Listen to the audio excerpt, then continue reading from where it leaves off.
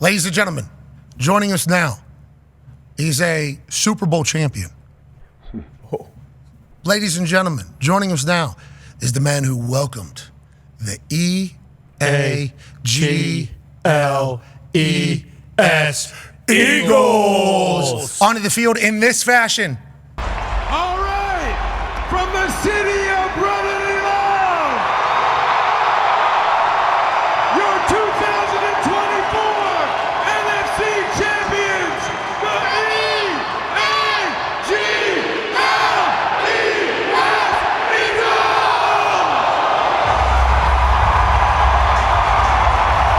Had to feel so cool. Boots on the ground, ladies and gentlemen. Owner, co-founder of Dahn and Coops, the greatest cheesesteak in your town, Bradley Cooper. Yes. What up, dude? This is awesome. Wait, my mom wants to say hello real quick. Miss Gloria, Hi guys, good to see you. How are you? I love your show. You guys are so funny. Oh my gosh, thank you. I'm smart.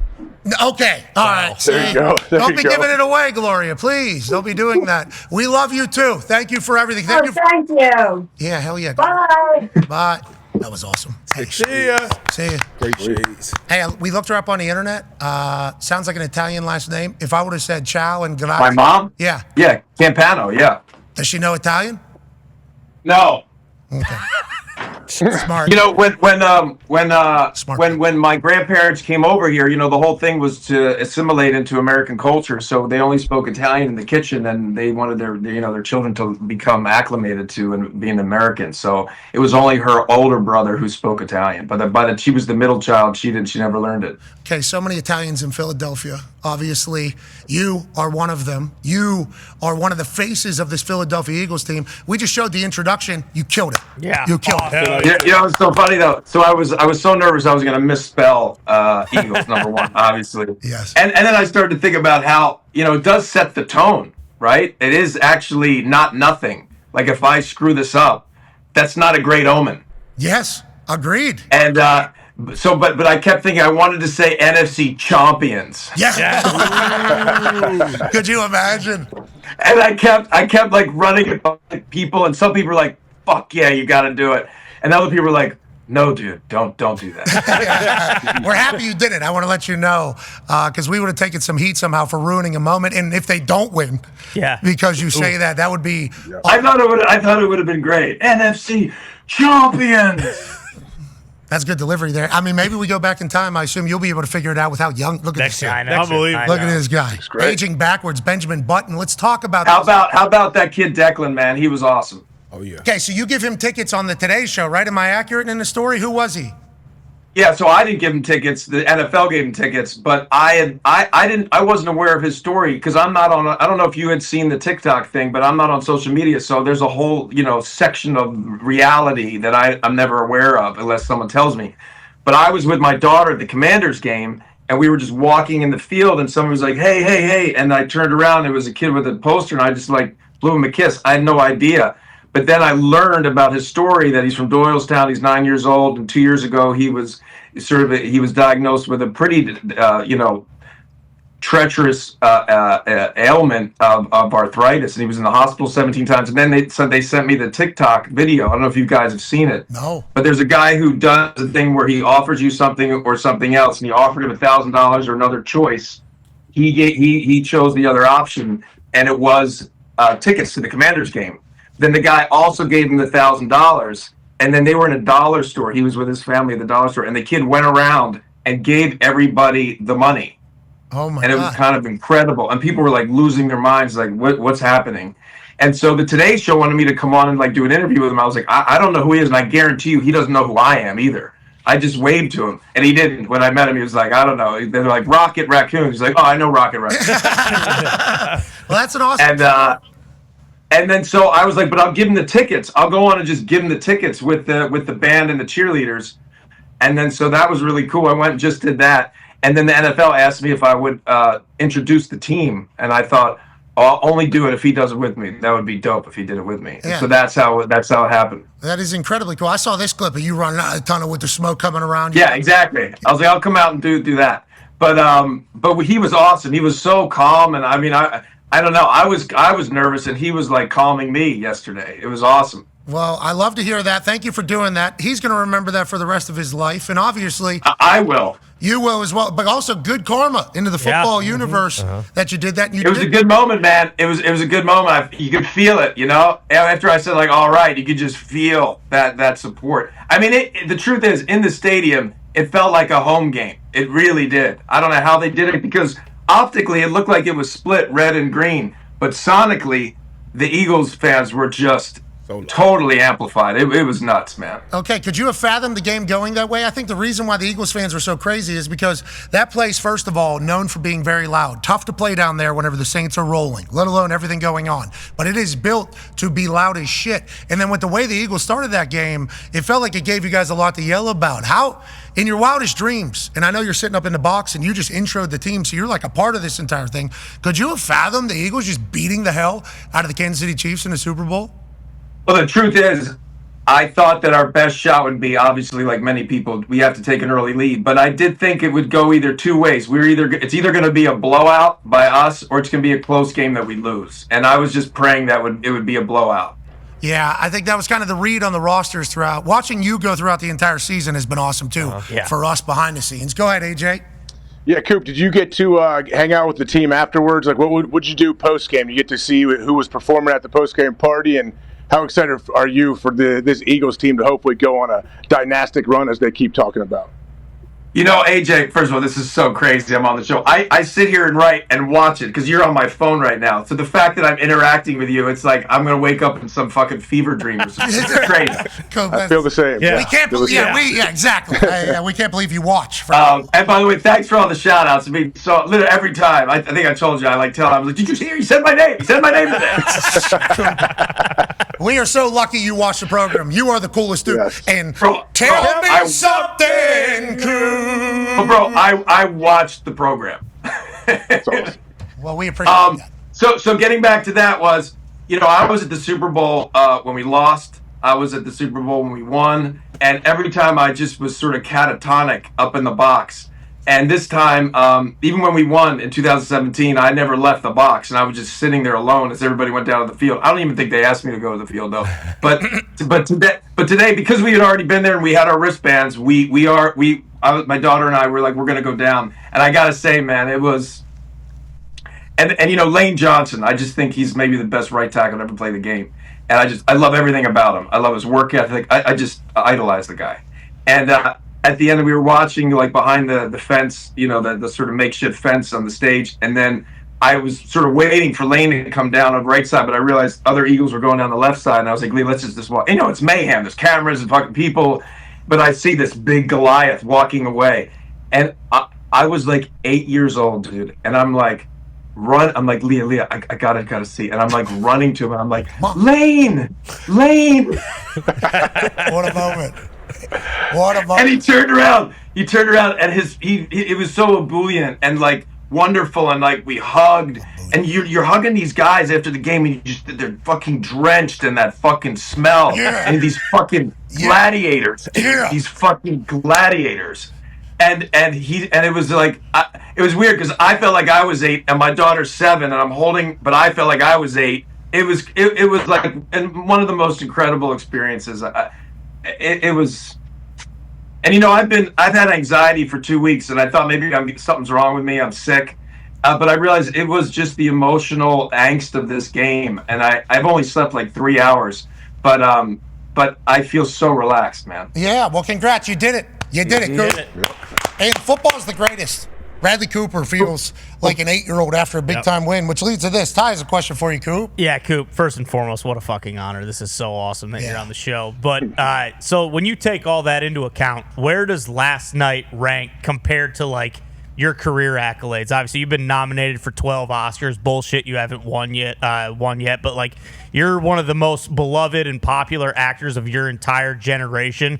But where does last night rank compared to, like, all the cool shit you've done in your career? Well, I didn't do anything but observe last night. Intro. Yeah, you introed Intro. the team. John Hamm. Well, I will say that his voice cracked in the middle of that. Set the tone. They never were able to roll. Yeah. They were never able to roll. Then you go, all right, let's go, and get right into it. It's like Lane Johnson's right behind you. You talk about how much you love Lane. Lane's right behind you. You set the tone. You won the Super Bowl. You did it. And by the way, I worked at it. I was saying that thing for like 2 weeks up and down the street, like in weird public places. People are like, what's he doing? Yeah. I watched The Rock. I watched The Rock do it, in L.A., his like epic thing that he did. That experience, Ty, of doing that, which I was nervous about, that felt as big as like singing at the Oscars.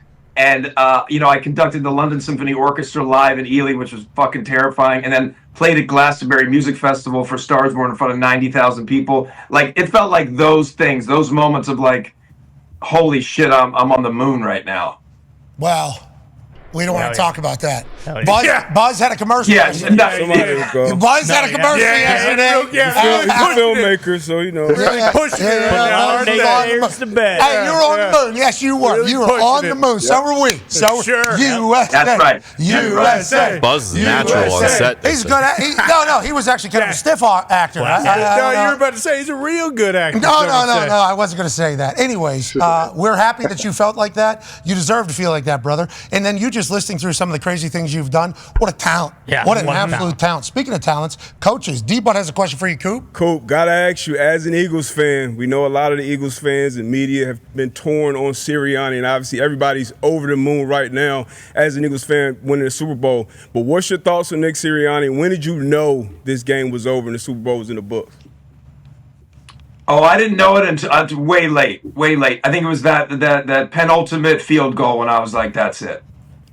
Because and no one in the box did too. It was tense, man, up until like 4 minutes. Like, you remember that last field goal, the second to last field goal, that I was like, but up until then, I don't know, man. Because, 2 years ago, I went into halftime and I was talking to my buddy about, how am I going to get to the parade? And then I, just got it slammed in my face. So I learned my lesson. Yeah, all 4 quarters, head down. Next play. Only thing that matters. Rip your heart out. Yep, absolutely. Hold on one sec. You're sitting with the owner, right? Yeah. And GM up there, or just owner? Oh, yeah. And only because, I did this movie, Silver Linings Playbook, back in 2010. And Andy Reid used to be, that's when he was the coach, and he was, and because we shot, they allowed us access because we shot in the parking lot for the tailgating and all that stuff. And then because he was obsessed with one of the players, I was able to go and spend some time with all of them, and that's how I got to know everybody, and that's when I started to be able to go to the games and got to meet Jeff, and that's how that whole thing started. So at this point, I've been through the ride with those guys, just alongside, but it does feel a part of it. I mean, they know how emotionally connected I am, and now my daughter is, I started taking her when she was 2, and now she'll be 8, and like her evolution and her knowledge of football in these years, it's incredible. Yeah, those moments I assume are amazing. That has to be such a cool feeling with your daughter. Yeah, it's nuts, man. Hey, flag football. Yeah, flag football. I love it. By the way, I love it. Of course, it should be a varsity sport in high schools. And what are people even saying with the commercial? I thought that too. I saw it online, that commercial. I thought people are going to have issue with this, which is ridiculous. Well, it's life, Coop. Yeah. That is the world that we live in nowadays. And, you're never going to be able to please everybody, but somehow it seems like you have, And it's not just... That's not true. Not just with your acting. I'm sure there's people, but a majority of us are like, Coop's the man. Yeah. That's why as soon as we found out that you watched the show, remember I FaceTime, you remember how this started? FaceTimed you out of nowhere. Got a text from a random number. Hey, this is Bradley Cooper. Wanted to let you know. Okay. Go fuck yourself is my first thought. No response, no chance of that. So then I come in here and I tell the boys, I go, got a text from a number acting like they were Bradley Cooper last night. And everybody, I think Connor led the way, was like, cold FaceTime right now. So we FaceTime, and you answer, and the response was, holy shit, this is Bradley Cooper. And we couldn't operate for like 2 days after hearing that. So we appreciate the hell out of you. And, when I had to do the acting thing, who do I text? Obviously, Coop. The guy. Bradley Cooper. Yep. and you gave me a quote that says, say what you mean and mean what you say, and I think it's my James Cagney, Yeah, James Cagney quote or whatever. Said, this is the only thing you need to know. Go out there, and like, you wish me luck, so we appreciate you, Coop. We appreciate you. I appreciate you guys, man. Know that not everybody gets that reaction with this particular crew. No. So that is a yeah, you do know. You do know. I'm waiting to leave, and then you just shit all over me. No, that ain't the way it works, Coop. It's normally our first feeling is our forever feeling. Mm-hmm. That's kind of our problem and our gift. Anyways, let's talk about a gift that you're giving to society that we weren't able to experience, but we were close. Connor has a question for you. Yeah, Coop, how'd the cheesesteak business come to be? Obviously, Danny and Coops, you have a place in New York, and then obviously you have the food truck you were handing it out. We tried, Pat just mentioned, to get some. Too many people were there damn near, and there were some people running it too that were real funny, real mouthy as well. But how did that kind of come to be, and is that something you think you'll do forever? Yeah, it's all Danny Giampetro, man.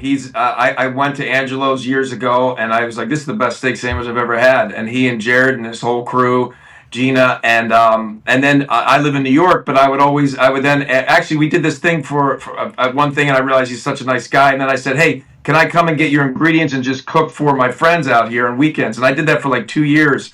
And then I said, I was like, there's no good steak sandwich shop in New York. Would you ever want to like get a food truck and see if this could ever work? Like, let's just park on the side of a road. And then we did that, and it did well. And then we did it again, and then we're like, let's look for a place and open up just a cheesesteak place and make, just do a couple of things to make it a little bit more just for us and what we like. And then that's what we just started doing, and it's been unbelievable. I take my daughter to school, I walk over, I go on the grill for 4 hours, I pick her up. It's like heaven, man.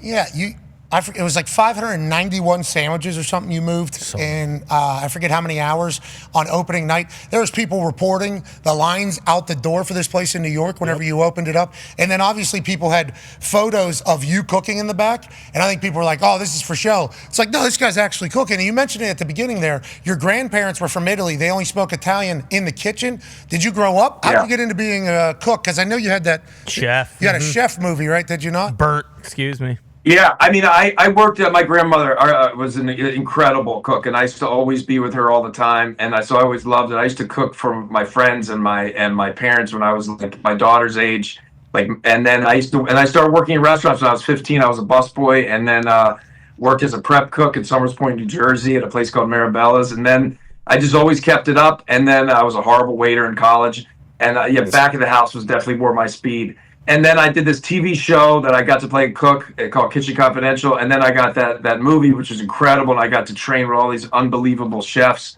And I love to cook. I absolutely love to cook. So we make food, we make movies. We're part of the ownership group of the Eagles. That's good. That's a pretty good gig. Good Pretty good little gig, Coop. Yeah. You did okay. You did okay. Could be better, though. Tone has a question for you. Yeah, Coop, you talked about the last Super Bowl at halftime, making plans for the parade. Are you going to be at the parade? Are you going to be a part of the parade this time? And are you going to get a ring, too, or what? Yeah. They just moved it to Friday, so because there's going to be snow on Thursday. It's tricky because I'm in prep now in a movie and my daughter at school, so I'd have to juggle a lot of stuff. But I'm going to try to make it work. I think it starts at 11, so if we can get out early and there's not that much traffic, we gotta go. Gotta be there. Gotta be there, school pal. for that one. We don't have school. Pull her out of school. No. You be your own dad, whatever the case is. But that sounds like we're missing school on Friday. And also, you won the Super Bowl, bub. Yeah. You and Declan. You guys won. You were a part of the entirety of it all. What movie we shooting? You said you're in prep for a movie. Is this you getting in shape right now? What does that mean? What does that mean? This is for, I play a guy who's an understudy actor, and he's understudying a play called the 13 Disciples, and he's understudying all of them. So that's what this is about. But it's like a little comedy that Will Arnett is the star of, and Laura Dern and Andrew Day's in it, and Kieran. It's a great cast. And we started in 2.5 weeks, so it's kind of crazy. Okay, so are you in? So you? I play a small part. I just play his best friend, but those are the leads. But I'm directing it. So what does that mean, directing it? So because I just did this commercial shoot, I don't know who was what. I don't know who was what out there. What is? It means that it was a project, and then I rewrote it, and along with Will and Mark Chappie, and then I'm gonna I conceive of it, and then we get a group, and you direct it. You're making the movie, and then you're gonna edit the movie, and then you put it out, and hopefully the The studio likes it. You know, it's yeah. Tell me if I'm wrong though. You camera shooting. I just joined the union, yeah. So I'll operate B camera, yeah, which I'm very excited about because we did some stuff. We went down to Chinatown, and yeah, it's been amazing. It's been amazing. Yeah. I've heard, from text, but I think people need that. This dude's actually holding the fucking camera. Awesome. Unreal. You're like maybe the most. Yeah, you would love it though. It's the closest thing in film. I mean, but filmmaking truly, honestly, is very similar to sports, team sports, like no question. It's all about creating a culture. It's all about just the shot you're in and not thinking about just the end of the movie. It's very, very similar to football in particular. If one of the 11 messes up, the whole thing's screwed up. And people don't see that from the outside, but if you're in it, you know that very well. Same thing in a movie set. That's why it's always interesting when you just talk about certain crew members. But anybody that's ever made a movie knows that the camera operator and the dolly grip and the sound mixer and the first AD, these are key positions that are as important as the actors or anybody else. How long you been making these movies? I've been doing this since Wet Hot American Summer, so that was like 2000. Classic. And then I was lucky enough to be able to work with directors who let me into their process. But this will be like technically the third movie I've sort of written and directed. Congrats, dude. Dog mentality. Yeah, dog mentality. Tell me something cool. So whenever you were a horrible waiter and great chef, whenever you were coming through, did you sing in the kitchen? How'd you get those chops, bro? I did. It's so funny you said that. We used to dance at this Greek restaurant when I was a busboy called Alexander's. I got a question for you, McAfee, real quick. Mm-hmm. Because one thing that I love is how fast your brain works. And because it's almost like watching a deposition, because there's just no cutting and I'm just watching you. You guys cut the, but by the way, guys in the back, unbelievable job. You talk about team. You talk about team. This is real.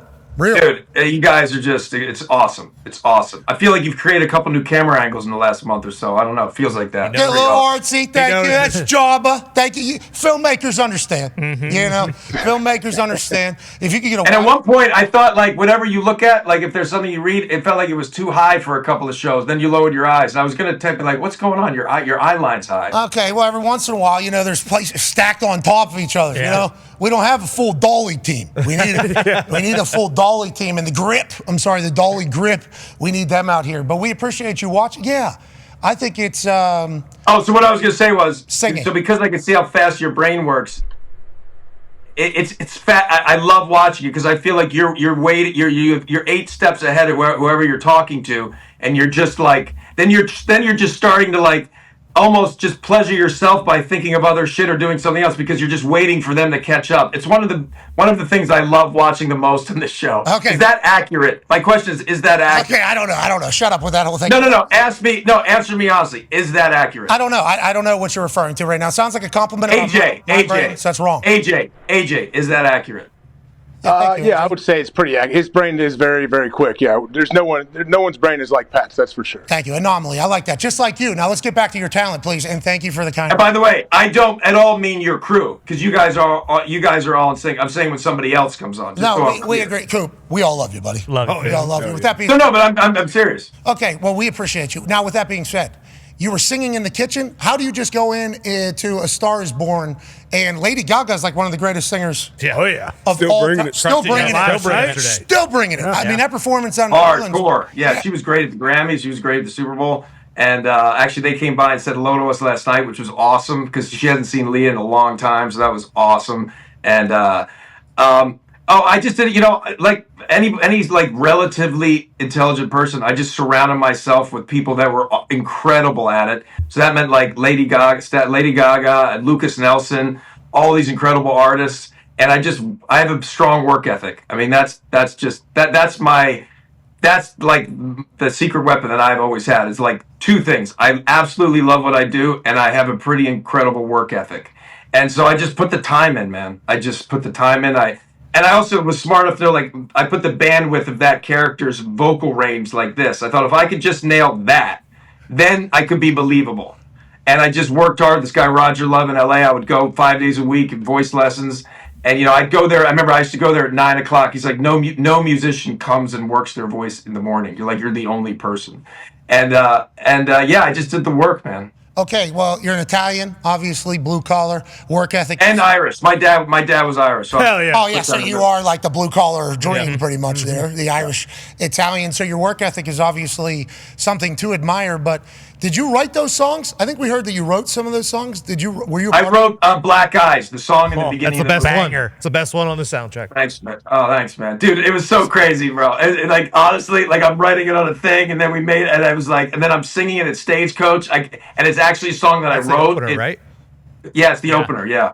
Yeah. So we make movies, we make cheesesteaks, What? we make Super Bowl champions, Yep. What? we make songs, What? we sing songs, What? we nail songs, What? and now I'm doing it and make a movie that's awesome. I mean, Coop, you got a fucking great brain, pal. You should be incredibly proud of that little Italian-Irish ass being able to take over seemingly everything that you touch. AJ has the last question for you, Coop. Yeah, Coop, how do you feel your athletic ability stacks up against other actors? I'm just thinking like Wedding Crashers, watching you lay people out all over the place, like on that set. Did you have an athletic background growing up? Did you play sports, and do you continue to maybe get in some intramural leagues, maybe try to get some buckets, whatever you may be? I don't know what sports you play. So when I love sports, I've always been coordinated. My dad played freshman ball at Villanova basketball. He was a great athlete. My mother actually is very coordinated. But when I was a kid, I was very nervous and insecure and shy. And I remember my dad used to always say, and I played sports all the time, but I never wanted. It was like it boils down to like I didn't want the ball. And it wasn't until I got into college where I started to feel more comfortable that I started to play intramural sports, and I started to feel like my mental capacity was catching up to my actual physical ability. And I rode crew in college, but that was great just to be a part of a team sport. But I absolutely love sports, and I love playing sports, and still play basketball, and I like tennis, but I'm a massive sports guy. Sandler, pretty good hoop player. Sandler, right? Yeah, I remember, dude. So when I first moved to LA, I was at the Santa Monica courts playing basketball in a pickup game, and I'm on this TV show, and I didn't grow up seeing famous people. And all of a sudden, I realized, like 2 games in, it's fucking Adam Sandler. How's he dressed? Like an asshole? He's the best dressed guy of all time. Yeah, but by the way, and the reason why I didn't know it, because he's so just like, you would never even know, nicest guy in the world. What you see is what you get. It was awesome. He was at the Super Bowl just sitting all by himself before the game, taking pictures and stuff. Yeah. It's like, Adam Sandler's the best. He's the coolest, man. He's the coolest. Hotel Transylvania, buddy. Love it. Absolutely love it. Yeah, me too. Just like you. It's amazing. We love the hell out of you. Congratulations, Super Bowl champ. You're the man, brother. Thank you for having me, guys. Keep doing it. Okay, you too. We appreciate you. We can't wait to try Danny and Coops someday. I gotta get to the Thunderdome. Yes. I gotta get there. Oh, we'll get a food truck here for you. Boom. We'll ship the ingredients, whatever you need. We appreciate you, ladies and gentlemen. Bradley Cooper. That's been a crazy relationship. Yeah, that's awesome. Nuts. That has been a wild relationship. Like, actually watches. Like, he talked about it there, about how he writes and then he watches. So he doesn't pay attention to everything, but something will pop up and then what's going on? Yeah. And then an immediate text.